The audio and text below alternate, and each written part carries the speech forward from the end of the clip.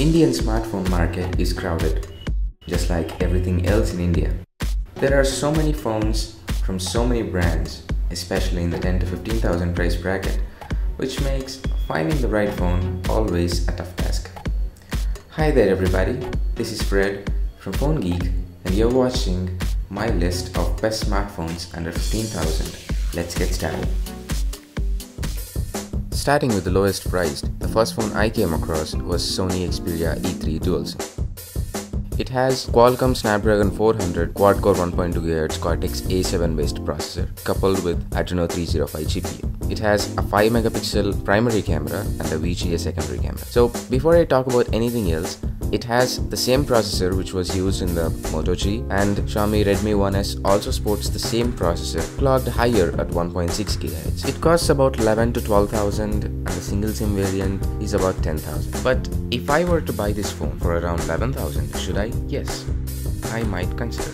Advantages over Redmi 1S are compactness, battery life and display. You heard it right, it's the low resolution display. This one has only a WVGA 480 by 854 4.5 inch IPS LCD screen, which is nowhere near the HD display which we saw on Redmi 1S. Okay, it's not even HD, it's small, but there ends the list of complaints. On the positive side, a low resolution display is easy on the processor, GPU and also battery.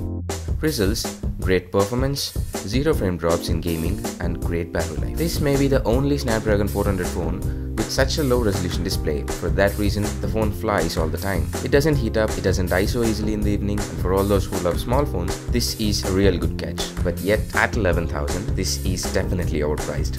Moving on, the next phone is Micromax Canvas Nitro. It sports a MediaTek 6592 true octa-core 1.6 GHz Cortex A7 based processor coupled with Mali 450 MP4 GPU, an HD display, 13 megapixel primary camera, 5 megapixel front facing camera and also dual SIM. Battery is just 2500 mAh.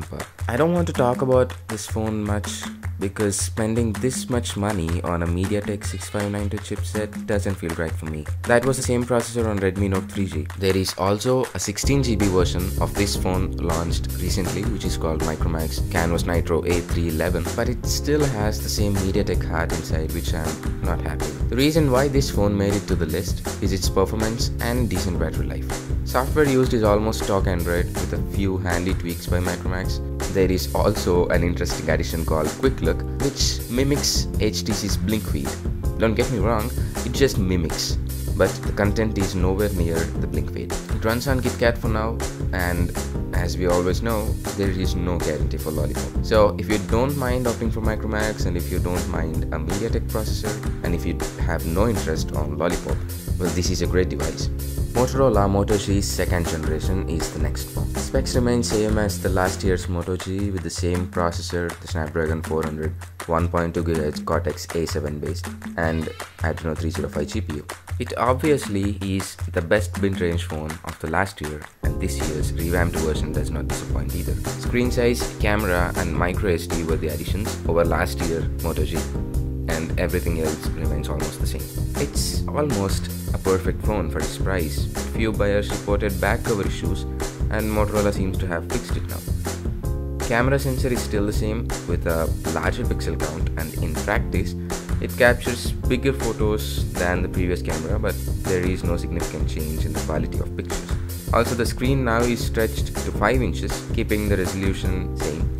So we lost the screen density of 329 ppi which Motorola used to advertise for the last generation Moto G, highlighting that it's sharper than iPhone 5. Lollipop update is set to roll out and I can't wait for it. So unless you don't like Motorola's design language or the stock Android experience, at 12,999 Moto G remains the perfect smartphone at this price.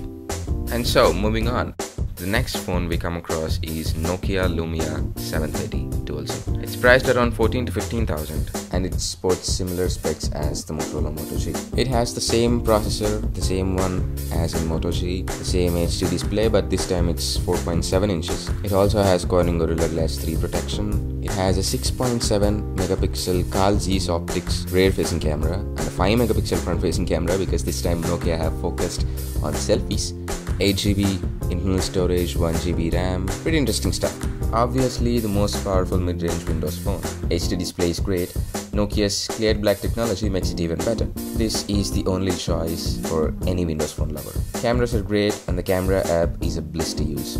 If you are a Windows phone fan, then just go grab yourself a Lumia 730 because it's the Moto G of Windows. But for me though, I find myself comfortable using Android. If you are entering into smartphone world for the first time, I would recommend you go with Android because I always feel there are too many compromises with Windows Phone. Not to offend, but that's just my opinion.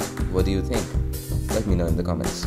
Moving on, ZTE recently released Grand S2, which they told is a competition for Xiaomi's Mi3, but sadly Xiaomi Mi3 was permanently discontinued. Would ZTE Grand S2 replace Xiaomi's position at this price? Let's find out. The phone gets its name by a weird mix of Grand series and S series from Samsung, but it's still catchy. Well, it at least is easier than Xiaomi Mi3. Phone is a beast on paper with Snapdragon 800, 4G connection. These are enough to draw attention of any tech lover at this price. But there are some serious problems with this device. First one, the battery. 2500 mAh battery is fairly small for a 5.5-inch 1080p Snapdragon 800 phone. And if you are on 4G, then you better keep your expectations low on the battery life. If you are not on 4G, battery life is mediocre. Android version is another thing that worried me a lot. 4.2.2 Jelly Bean, come on ZTE, we are in 2015. It was like 2 years ago. Jelly Bean is outdated. I don't even know if the future apps are going to be compatible with it. I mean, after switching to Art, I don't think a lot of apps are going to use Dalvik anymore. Keeping these two aside, there is no other complaint. Phone is definitely not a looker though. Front looks fine, but back is completely messed up. There are no flash sales or invites, so if you have no problem using an outdated OS or a mediocre battery, you can happily buy yourself a ZTE right now from Amazon for 13,999 rupees. But after sale service still remains a question. Moving on, at 14,000 to 15,000, there is Samsung Galaxy Grand Prime. It has a 5-inch QHD display, 540 by 960 pixels with 220 ppi. There is no Corning Gorilla Glass protection. It uses the new Qualcomm Snapdragon 410, which is again a quad-core 1.2 GHz processor, but this time it is based on Cortex A53, and the Adreno CPU is 306 this time. It has 8GB of internal storage, 1GB RAM. It also supports microSD card. It is a dual SIM phone. There is an 8-megapixel back-facing camera and also a 5-megapixel front-facing camera. Again, Samsung seems to be focused on selfies, and a 2600 mAh battery. So things get interesting with Samsung this time. It's a very Samsung looking phone, nothing new in the looks, but Samsung surprised me this time by placing a Snapdragon 410 instead of Snapdragon 400. All the other phones in this list except ZTE sport a Snapdragon 400 along with a 305 GPU, which was almost the best combination, or the perfect mid-range combination in the past 1.5 years. 410 is Cortex A53 based and is also a 64-bit processor. It has 4 cores clocked at 1.2 GHz, while Snapdragon 400 was Cortex A7 based and a 32-bit processor. Looks like a good improvement, and Grand Prime performs better than all its rivals, not ZTE, but I was disappointed not seeing an HD screen because I was expecting one. But using this made phone very good at performance and also battery. Just to mention a few flaws, there is no auto brightness, the capacitive buttons aren't backlit, and there is no Corning Gorilla Glass protection. These are just basic things and Samsung skipped them. Another thing to note, though it's a 64-bit phone, the software still remains at 32-bit and it can take full advantage of the processor. Future updates might use 64-bit efficiently, but if you don't really love Samsung like me, then we always have Moto. And few other phones to mention, HTC Desire 616, which was launched a couple of months back, but it has a MediaTek heart inside, so I skipped it in the list.